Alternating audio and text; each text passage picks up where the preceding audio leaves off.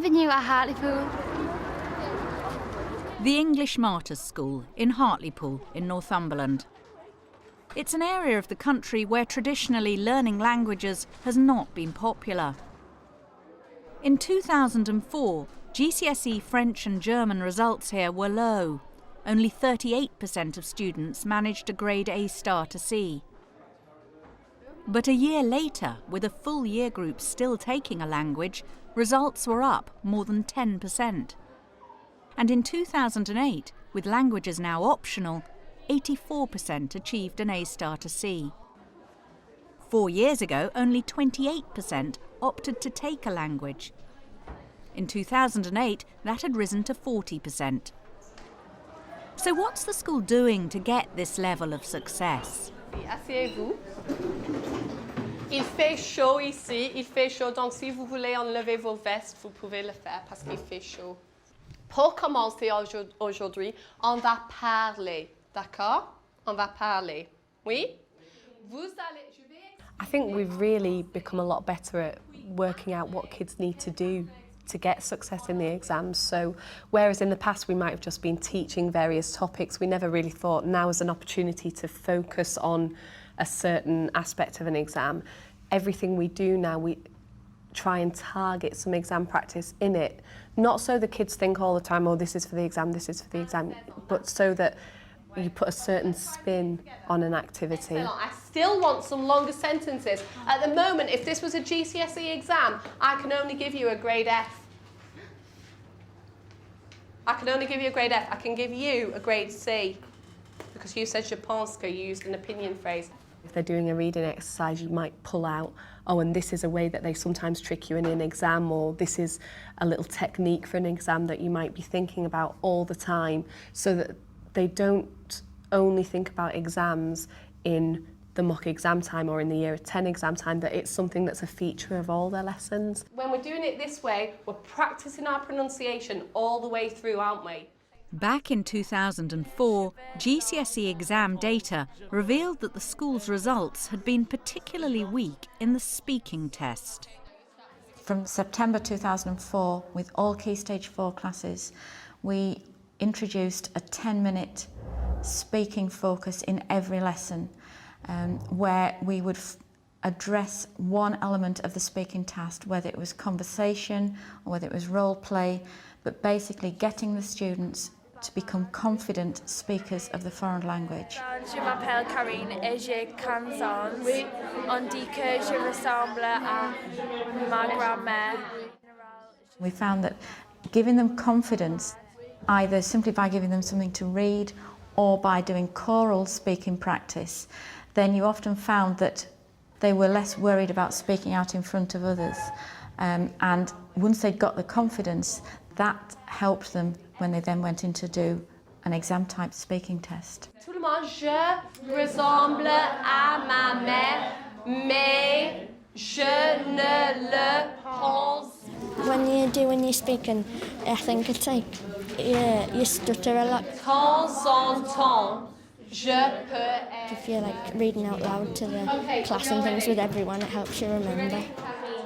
Think about including those more exciting things when you're answering your speaking questions. The text that I'd written, it included lots of really good things that they could then include in their speaking answers. So the linking words, the opinions and so on, if they include things like that into their own GCSE preparation, they should get better marks. OK, la première ligne seulement, la première ligne. So what do I want her to do? La première ligne. The first line only, la première ligne. I give them vocabulary that I know they're very confident with, and then I had them to work in pairs so I can wander about and still listen to what they're doing, but they don't have the feeling that it's directly addressed to me. Il a les yeux bleus. Oui, il a les yeux bleus. Il a des boutons. Non, il n'a pas de boutons. With people with a little bit more confidence, I can have a one-to-one. I pick people that I know don't care showing off a bit. OK, Jonathan, tu as choisi? Il s'appelle David. Non, il ne s'appelle pas David. Il s'appelle Marcel. Oui, il s'appelle Marcel. I think one problem that we perhaps had previously was that we focused a lot on the writing, the coursework element, because that was the area where pupils could see that they needed to do and what marks they needed to get, forgetting that that was only a quarter of their exam. Combien d'erreurs pouvez-vous trouver? And in... That's wrong. Yeah. Is that right? And in some time... Yeah, that's wrong. Should be like from time to time. Yeah. We're reading it and like we have to develop our basic like understanding and confidence in reading text and being able to spot the mistakes in it and correct them to how they should be. So, when we're doing a listening task, what is it that helps you answer the questions? What do you do to try and answer the questions, Shri? Listen out for keywords. Keywords, well done. We felt that listening skills were something that in the past perhaps we'd assumed that pupils knew how to do the tasks that they're expected to complete for an exam. And then we realised that, well, sometimes they weren't really thinking about how they could achieve the best possible marks. So we started focusing on exam technique. Meine zwei Brüder gehen oft ins Schwimmbad. Encouraging pupils to think about how they listen, what kind of things they can be listening for, whether it's key vocabulary, whether it's word association, and when they see questions on the exam paper, making them think, well, what kind of words might I be listening for, so that they're much more conscious about what they want to try and extract from the dialogue on the tape. Anna und Peter reden über ihre Freizeit. Trage entweder Anna oder Peter ein. Improvements in performance at GCSE are also attributed to better use of ICT in the classroom. Now I think we've really got a great bank of resources and a great bank of ICT equipment. If somebody has already done the groundwork preparing a flip chart on something, it's much easier to share resources around. I'm going to give you all one of these handsets, okay, to make the test a little bit easier today. All right? We have a system called ActiVote, which is just like using handsets on Who Wants to Be a Millionaire. It's a quiz where students have multiple choice answers and they all have a handset to input their own answer. En général, Paul est gentil, gentil, gentil. Okay, read it. Ali, off you go. She'll see your number light up. Okay, and stop. See the answer?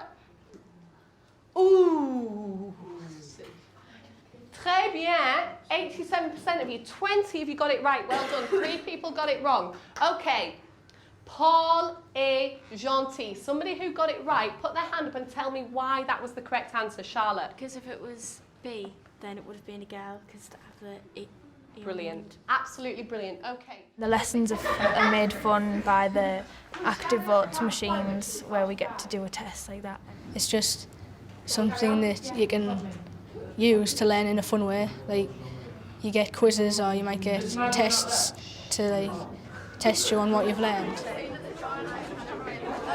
International Week this week in school. So an international theme to lessons, to things going on after school, food, all that sort of thing.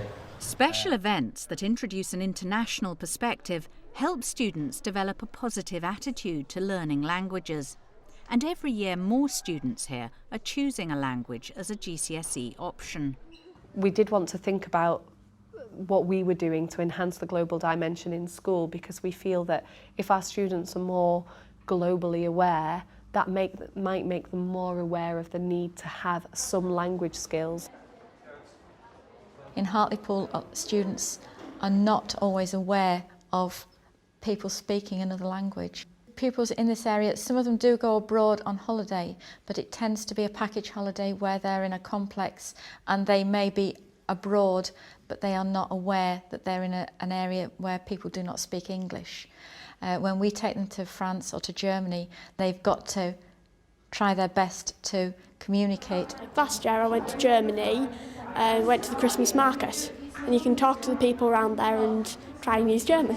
Yeah, I've been to France and it was like my first time and it was really good and I really enjoyed it. We went to a snail farm, we went to an aquarium there and we done some activities.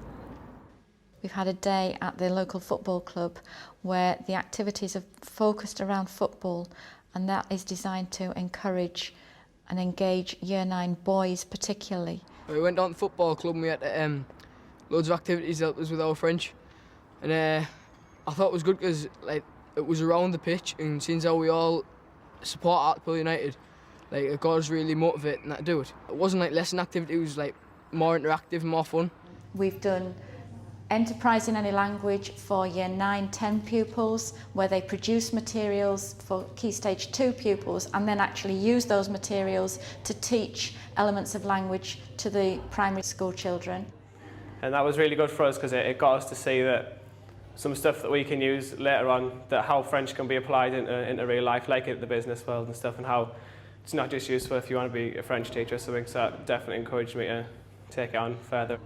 What we did recently was the European Day of Languages, which was, we just did a mixture of music and French, where we made a song in French, and we had to do a competition against other schools. As a specialist arts college, we have done a cartoon project, Art and French. Sometimes it's the artist who is not particularly keen on languages, but they then become involved in the language through the art medium. No, gorille. Gorille. A gorille. Gorille. Okay, I'm going backward. Okay. What we want is students who have a really positive attitude to learning languages, and if they don't enjoy their Key Stage 3 experience, then when they've got a negative attitude, they also won't opt for it at Key Stage 4. And by the time they enter Year 10, by the time they're 15, we want them to feel confident about their abilities in the target language. I really like German and French. German more because it's a business language, so I thought it would be more useful in later life. And you learn more about your own language, don't you? Because you compare them all the time. You kind of notice the similarities between the two languages. A key factor in the department's success has been the team's commitment to working closely together on exam preparation and meeting regularly to discuss every aspect of their teaching. What do you want your kids to actually have to say? Because they look at it and all it says is hotel, ? Well, they don't know what that translates into, what they should do with it. I always tell them to look at the English description at the top, because that basically tells them a lot of what they need to include. I get them to learn how to spell their surname as well. I mean, that's one that you can pre-prepare them for. For the upward trend in results to continue, everyone's determined that nothing will be left to chance. I think it's about working as a team, it's sharing good practice, and I think it's undoubtedly ensuring that students know what the exam entails and making sure that you communicate that to them, not assuming that they are automatically going to pick it up along the way.